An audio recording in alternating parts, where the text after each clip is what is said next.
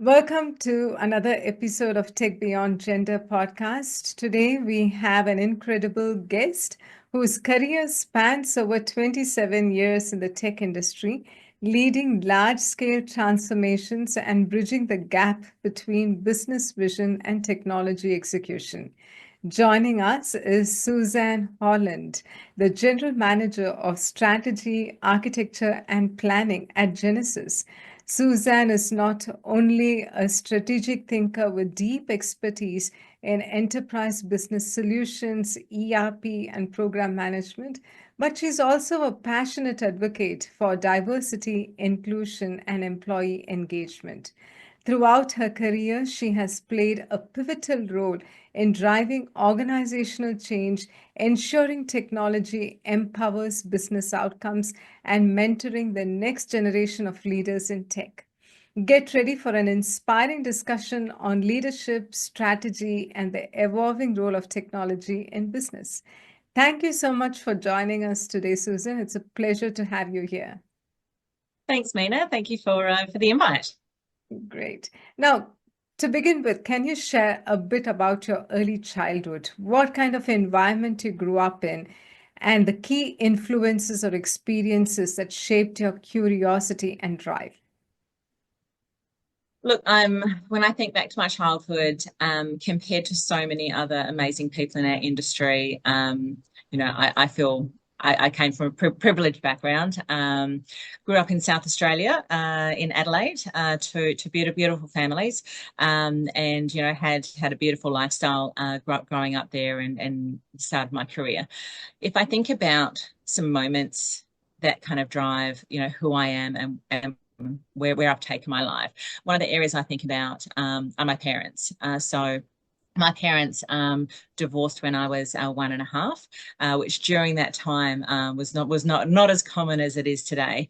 But it certainly taught me a few sort of life lessons, I think, that have taken me through into my leadership roles around being brave, being courageous, and sort of being authentic. And if you find yourself in a situation in your career, etc., that isn't bringing you joy, isn't fulfilling where you want to be in life as well, that it's okay to make a change and change direction. So for me, and I grew up, two beautiful families, and my parents have all lived really happily lives after having made some of those decisions. So for me, quite an influential in where I've gone. I grew up in a time when technology wasn't all the craze. There were certainly lots of people dabbling with technology, but it certainly wasn't like it is today, where we all had access to it. As a child, we would go across the road to our friend's house who had a computer, so we could all play computer games.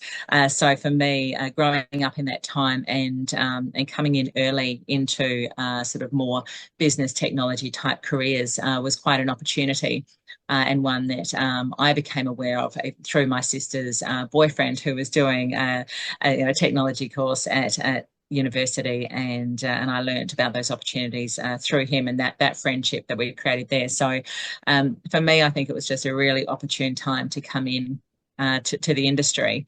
And even at university, I couldn't decide between IT and marketing.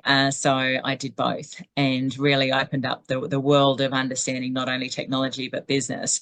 And that paved my career probably 15, 20 years after I'd finished university, when my technical background and my technical experience then came together with business opportunities. So lots of moments in there that was sort of quite young that I didn't realize what a difference they'd make on my future and where I was going.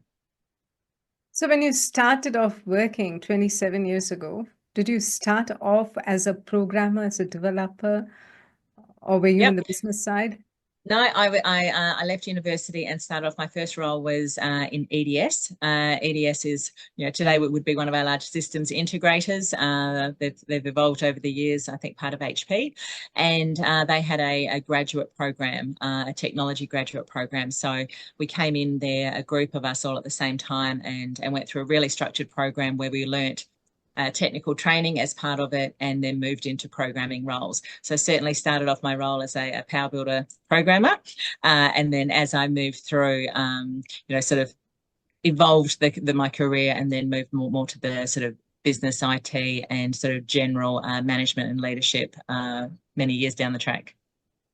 Cool. So, how was the transition of moving to a business sort of role, management role, from being a technologist? Because I've often heard, right, people who are hardcore developers, programmers, engineers, they have specific characteristics that suit them for that role.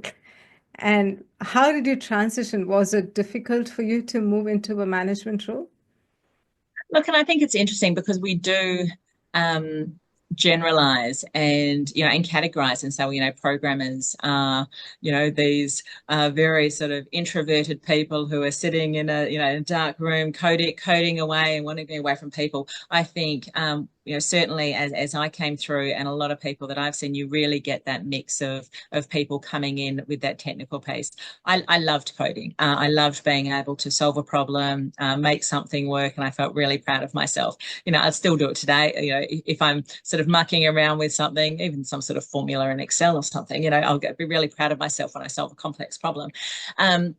So I think I don't think we should generalize and say, well, programmers and people from a technical background don't have those that business acumen, those people leadership skills, etc., because we've all got so much to give, and you don't know what sort of really helps make people tick.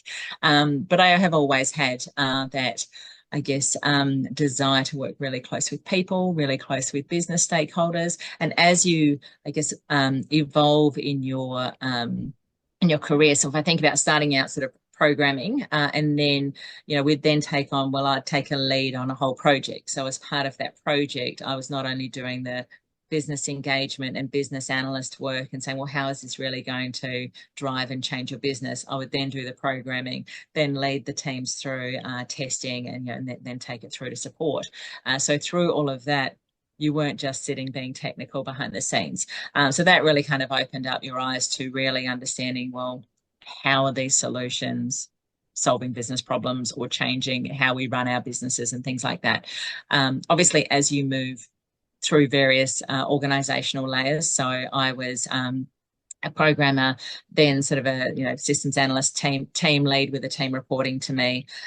We then got involved and pulled into an ERP team, so looking after a large enterprise resource planning platform as part of our team. And then opportunities came up, and I then started managing that team. Now, I didn't know how to program in that ERP language. It was very COBOL based. I hadn't learned COBOL. So I then couldn't get into the tech. So then it was very much around leading that strategy, working more closely with business stakeholders and leading a team of people as opposed to being hands-on. And so from that time on, I was less and less hands-on with the technology and more about leading those teams, working with business teams around where we're going and getting more involved in strategy work. So, how was the landscape 27 years ago when you started as a developer? Were there equal representation when you started off in the development sort of roles? Look, certainly not, and not through my university degree either. So I started off in my graduate program. There were more men than women. It wasn't.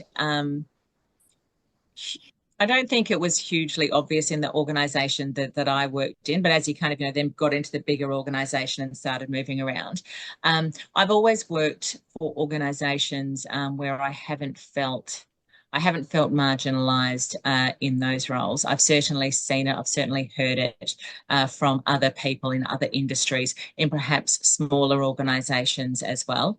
So I haven't felt excluded from anything as we've gone through. But certainly there was one of my roles that I was in, probably, I'm thinking it was probably about 2013, 14. and it was all of the sort of extended technology leadership people. And yeah, it was me in a room with 35 male leaders.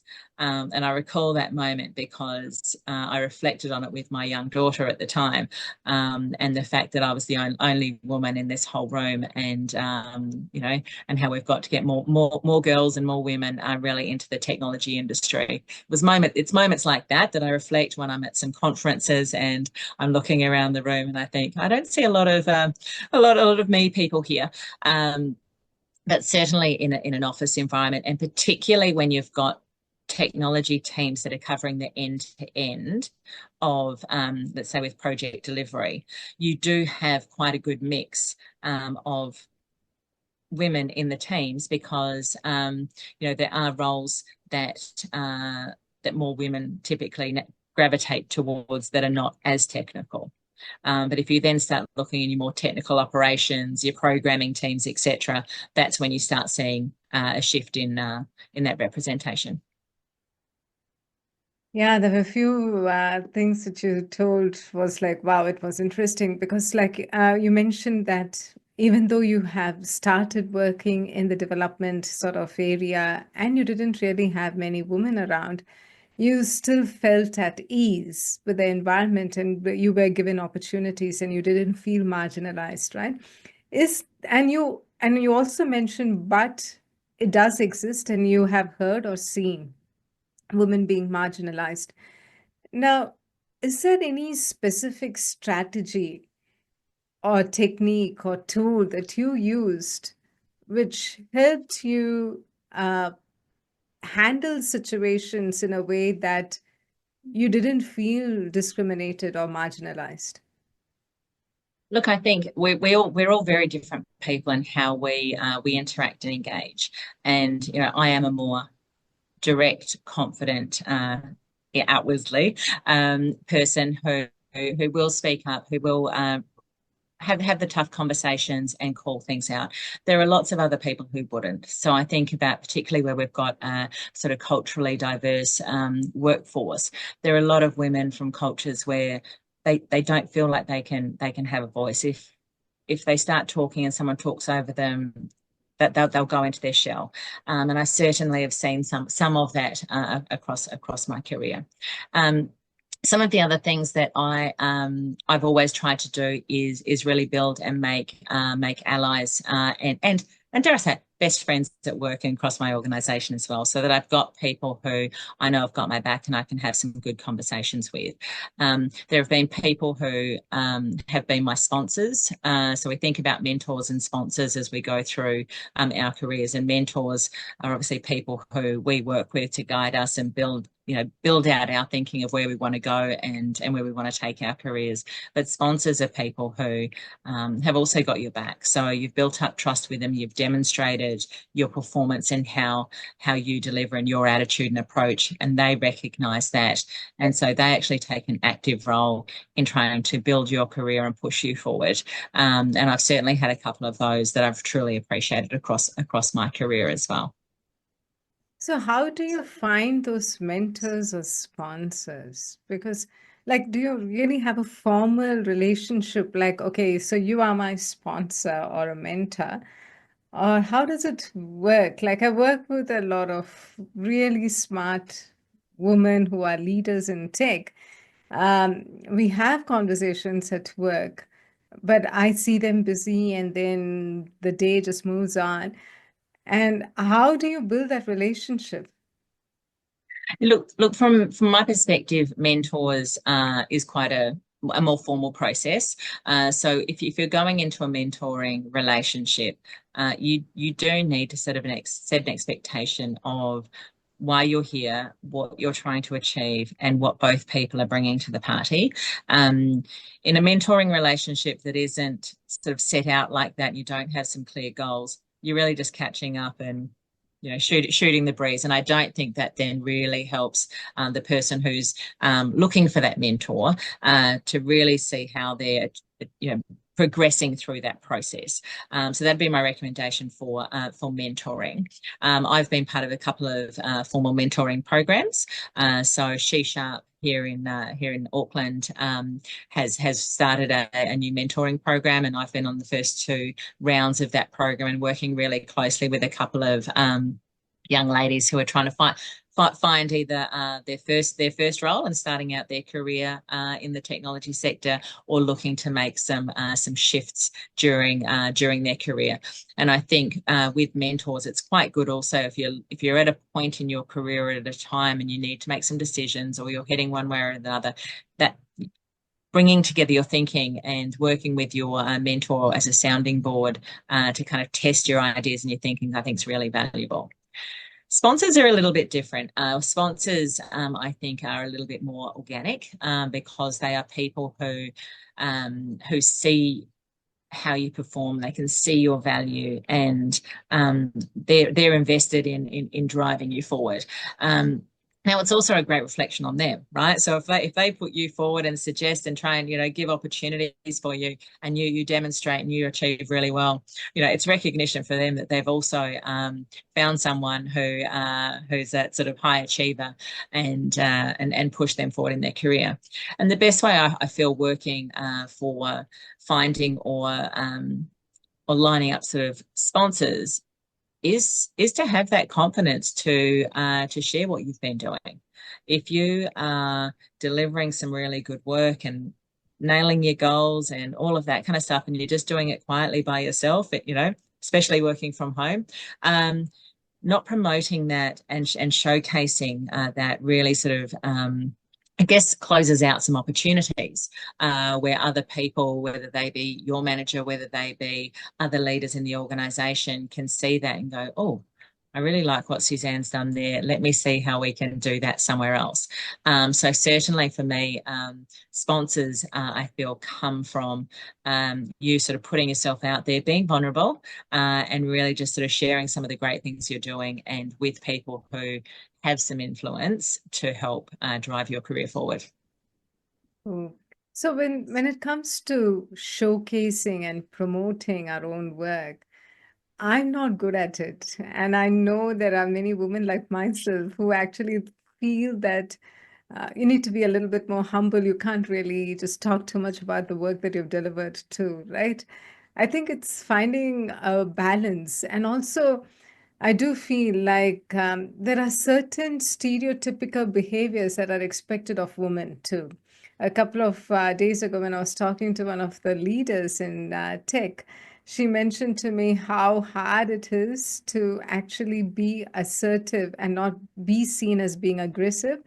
Uh, because if a man displays it, it's fine. But then when a woman comes across that way, it just becomes a bit difficult.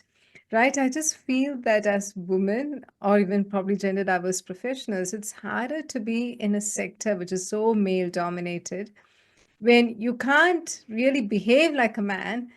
And at the same time, you can't just completely be your normal, natural self as a woman. Right. What are your thoughts on this? Look, I understand.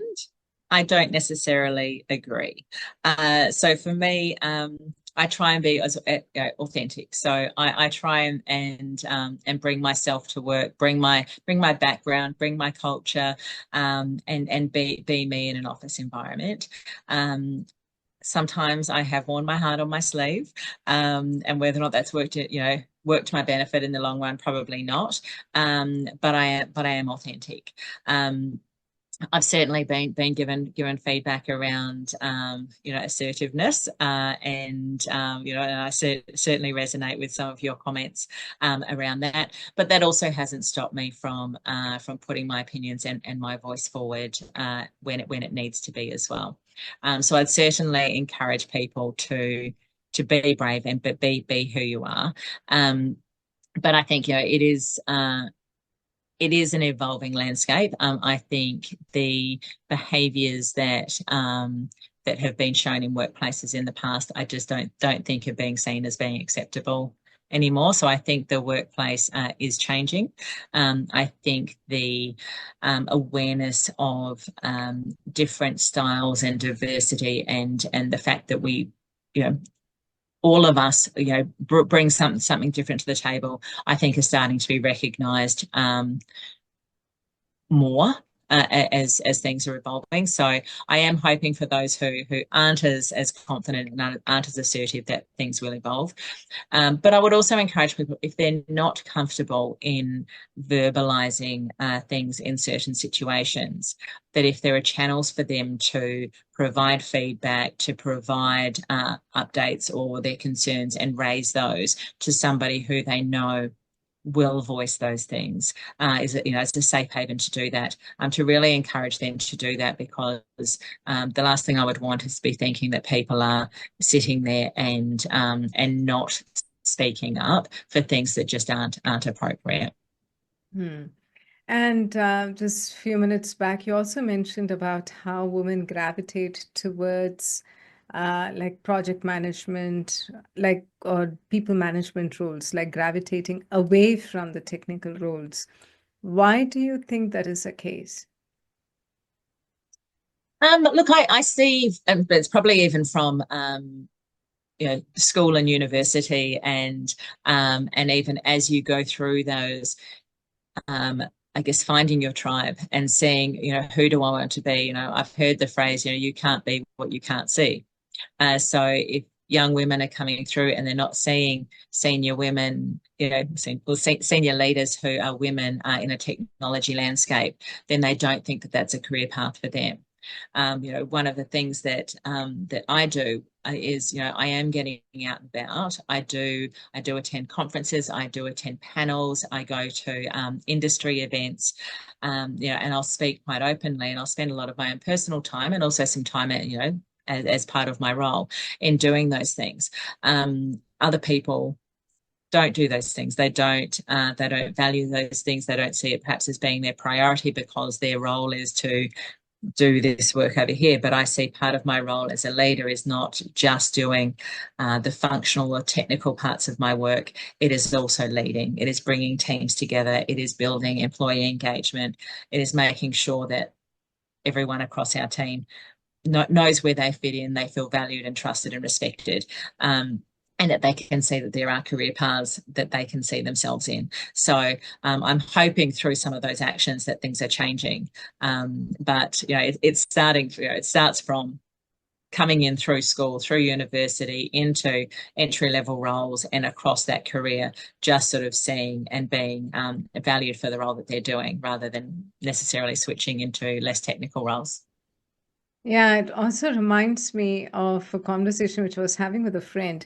She has a 12-year-old. She's a solution architect as well. She has a 12-year-old, and the 12-year-old was telling her that coding is for boys and it's not for girls. And she was quite surprised. She was like, she's seeing a mom in technology sector, Mm. but her perception is coding is for boys.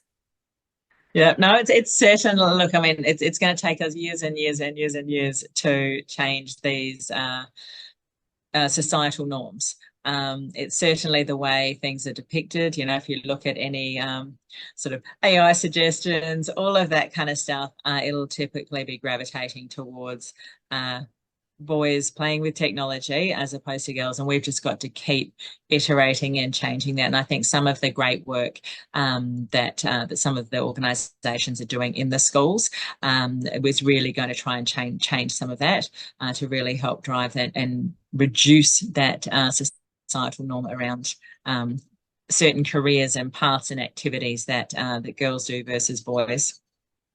Hmm. So now you've successfully worked at the intersection of business and technology, right? For like about 10 or 15 years now already. Now, what's key skills that helped you bridge the gap between the business vision and IT enablement? Look, I think those key skills are listening, and really trying to understand what problem, opportunity we're trying to solve, or what that business vision is and how we line up with it.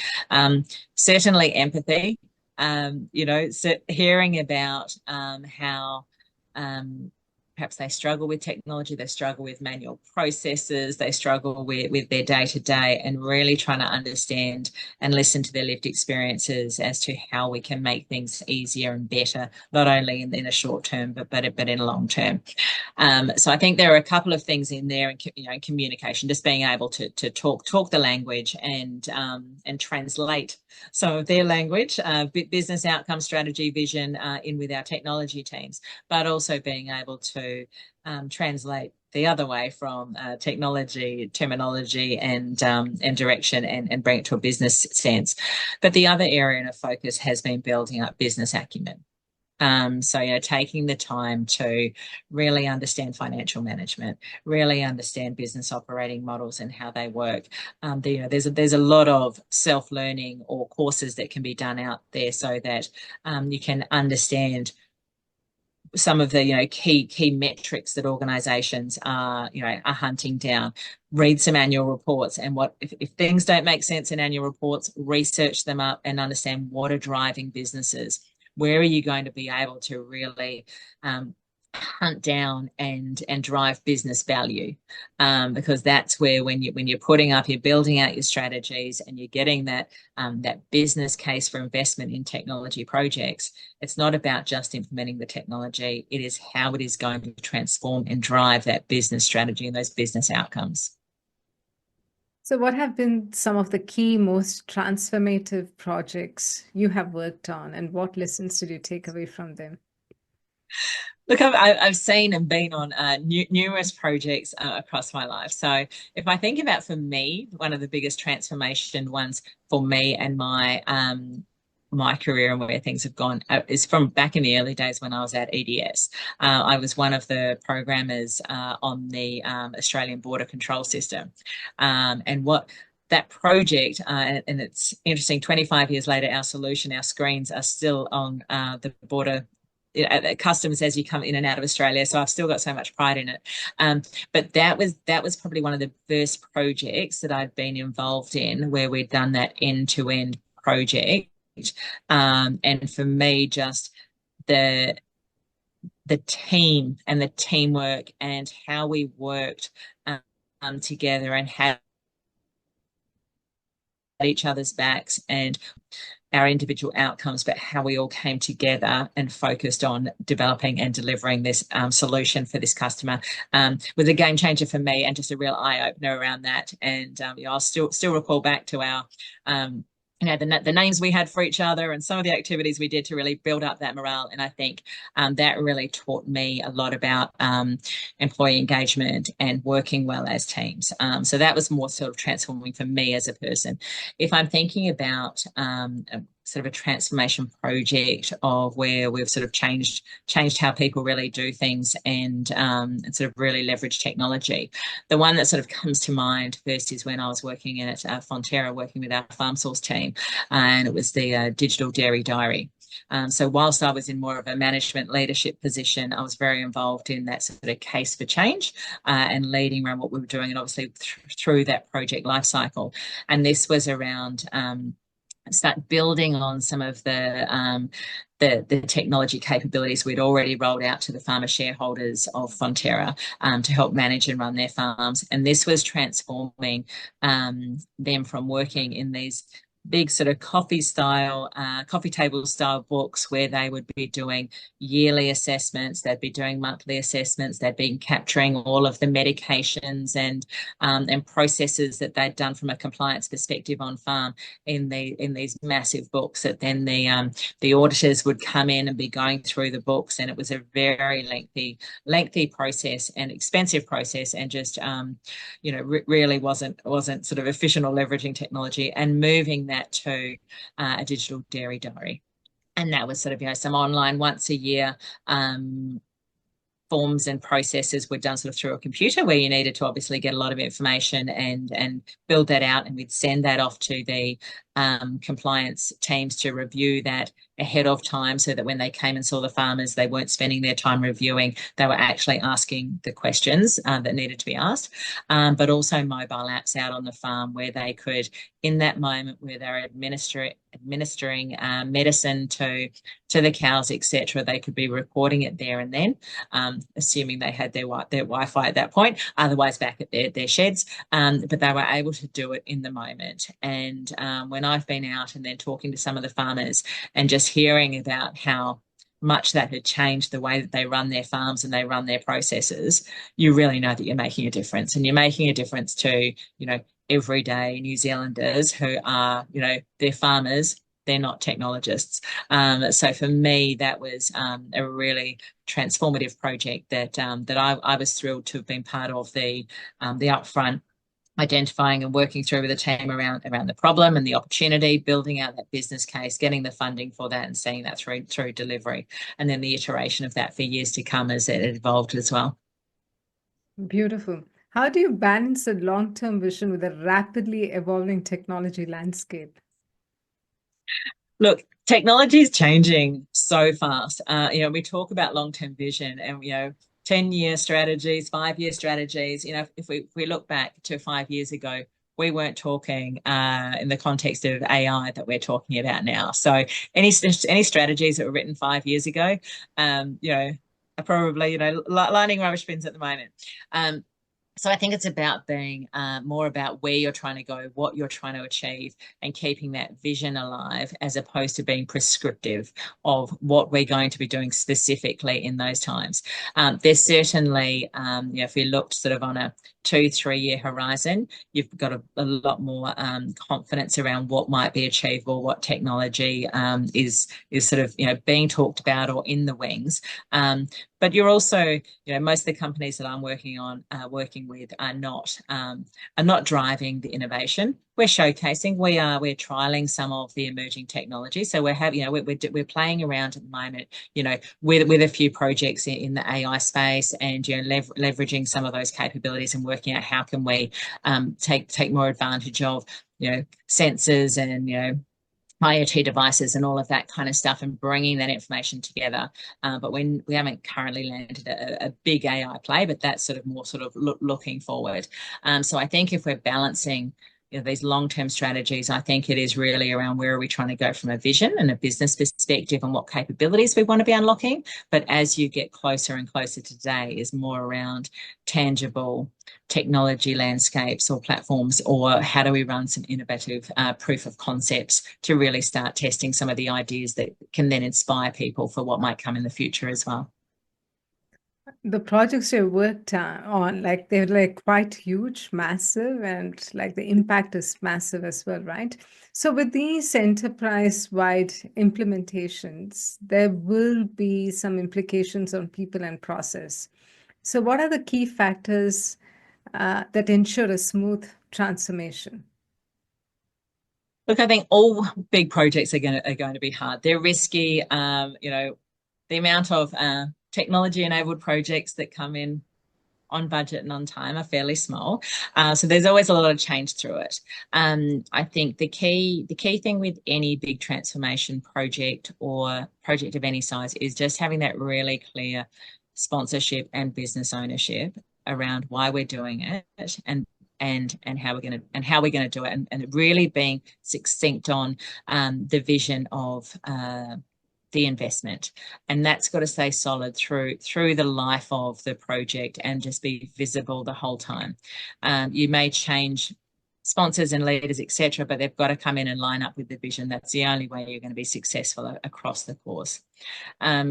Change management 101 across any project, no matter how large or small, whether it be a business project that doesn't even have technology versus big technology projects. Change management is key to the success and bringing people on the journey, and through that, once again, taking it all the way from that vision through to what are we doing, and making it really personal. What's in it for me? Why do I want to know? What am I going to get from it? How can I contribute it? People do want to get actively involved.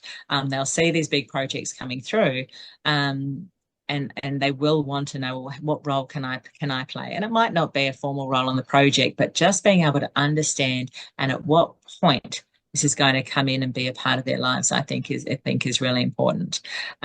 Leading through organisational change is always very difficult, particularly where people and roles are affected. I myself have been through countless, I would say probably 10 now restructures in organisations as an employee who's been through that. So for those people out there who are experiencing it, it does happen a lot. It does happen regularly, and through those is understanding, well, the rationale why, and trying to understand through any of these changes, what's the vision, what's happening, how does it affect me, how can I contribute to it, what can I gain, or where am I going to end up in some of these pieces. So I think just being able to put yourself in the shoes of the people who are being affected, impacted, or resulting from the change, I think is really important.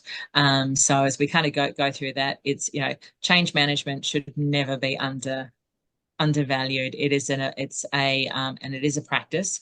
There are people who it is their craft, and I truly respect the work that they do, and certainly encourage anyone who's heading into any significant transformational change program to make sure that they have really got that insight in that program. It's not something that just happens because the team will do it.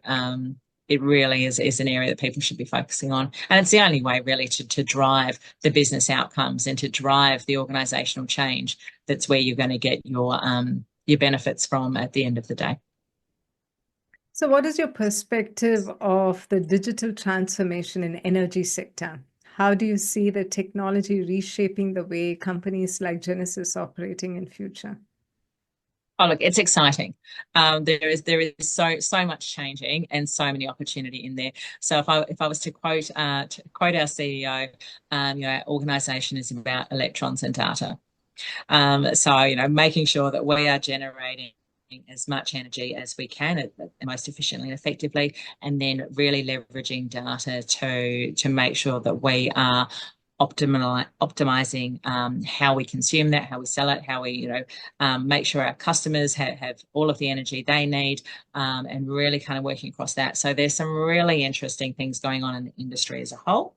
As far as obviously there's a lot of work happening in the AI space, and how do you bring in all of the data from all of our different sources and use that to not only model what we're doing in our organisation based on what's happening with the weather and what's happening with all of the other fuel inputs that we've got, but there's a lot of opportunity in there to drive that. I think the key thing, and particularly as we're seeing a really volatile energy market as we move more and more to renewable energies and really become dependent on the wind, the rain, the sun, is really being able to harness that information and to make really good decisions on how we run our business, what we do to be able to meet our obligations. So it is a truly interesting industry that's obviously dealing with a lot of change over the last couple of years and moving forward into the future.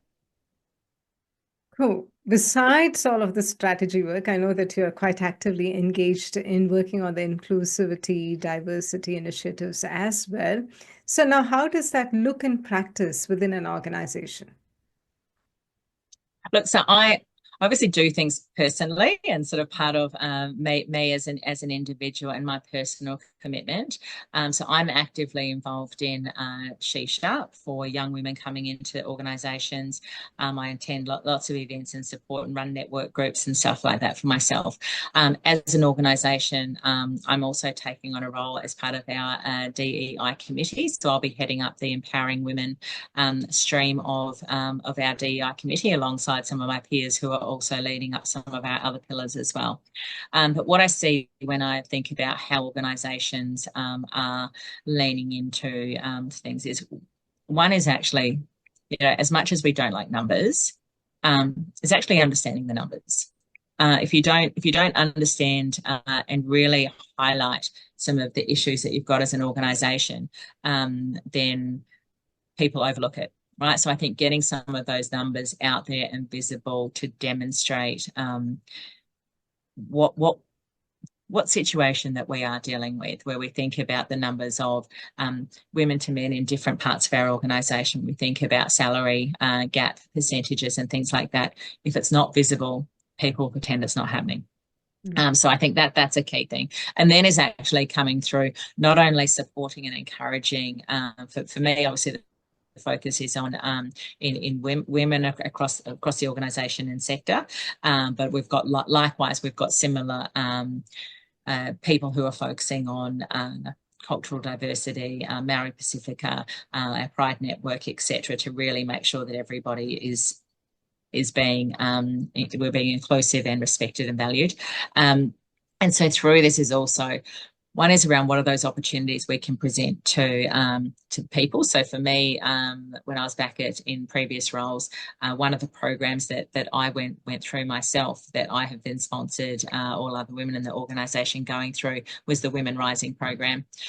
So if you haven't seen that, I'd certainly recommend people have a look at that. The work that Megan Delacomene is doing there is amazing, and that's very focused on, I guess, really putting some of the woman's career progression and path and options in her own hands.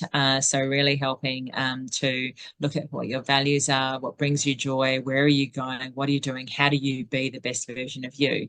But the other is then working internally within the organisation and looking at, well, what is the organisation doing for all employees, but making sure that as you do it for all employees, you've got the visibility around how different employees experience those processes. So if we think around career development activities and what opportunities are open to people and how we create those, and then think about those and say, well, what do we need to do as managers and leaders to make sure that our women are specifically putting themselves forward for those opportunities? If they're not, how do we mentor and guide them and encourage them, which we may not need to do as much with our male colleagues. So it's sort of building up some of those things with our male colleagues.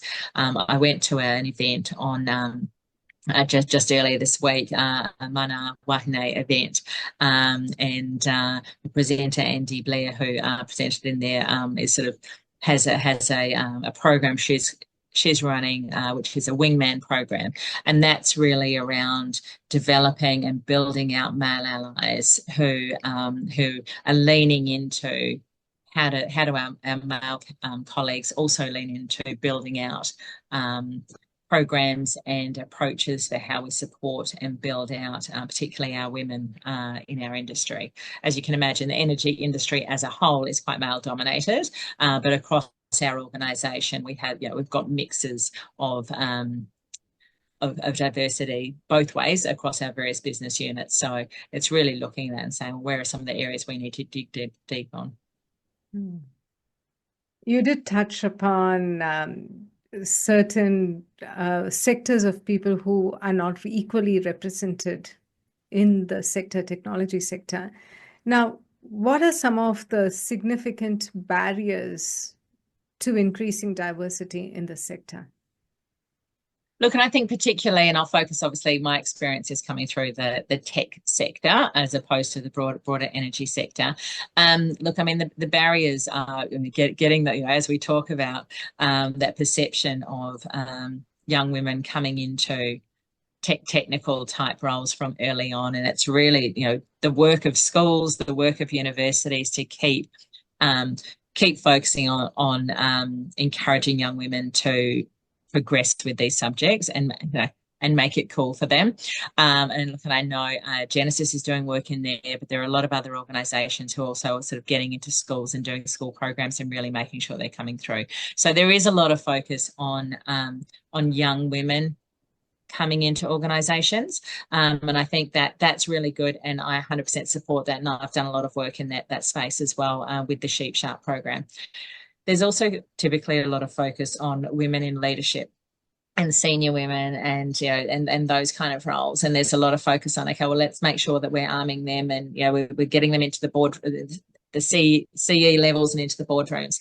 I feel where we're probably missing at the moment is that pipeline in the middle, and really that support, that growth, that really working with each and every one of our women across the course of their careers, particularly as they take breaks and come back in, as we have children, and kind of really making sure that we've got opportunities to build on that and bring that together. So I think that's a real focus. And then, as I said before, around being visible, right? So I think our women leaders, I want them to be visible. I want them to be out of their comfort zone and showcasing what they're doing, putting themselves forward for things, and really showing the women that that we're working with, that you've got this. And I am quite open with our teams and with some of the experiences that I've been through with my life,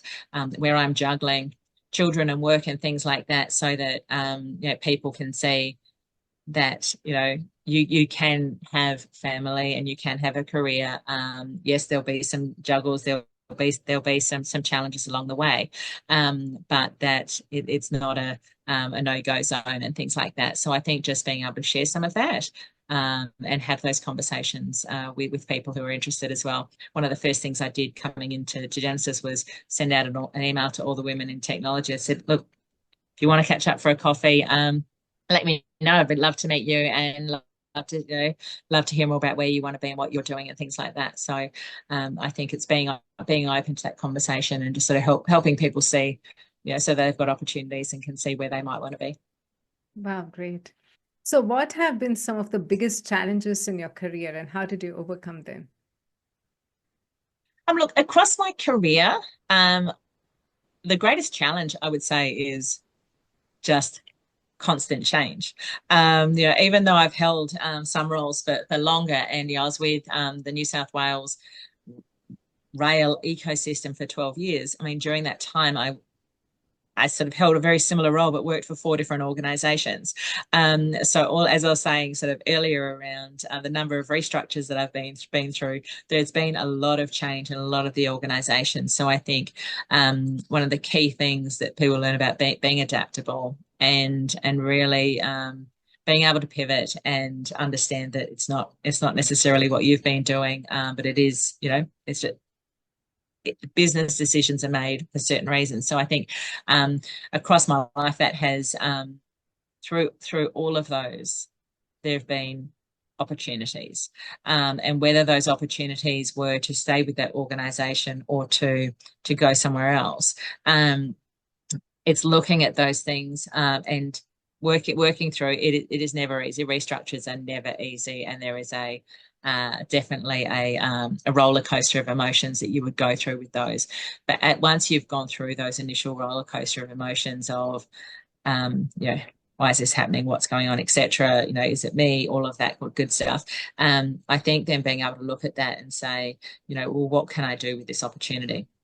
And looking at internally what opportunities might be there. I've had various promotions through restructure events, but then also there have been a couple where I've said, actually, there aren't roles that I see are going to bring me joy or sort of head my career in the right direction. I'm making a conscious decision to depart that organisation, and then go and sort of take my career somewhere else. And both times I've accepted those, that they've then turned into some really great opportunities that have come out of those. So for me, I think one of those greatest challenges is just working across those that ever-changing organisational environment.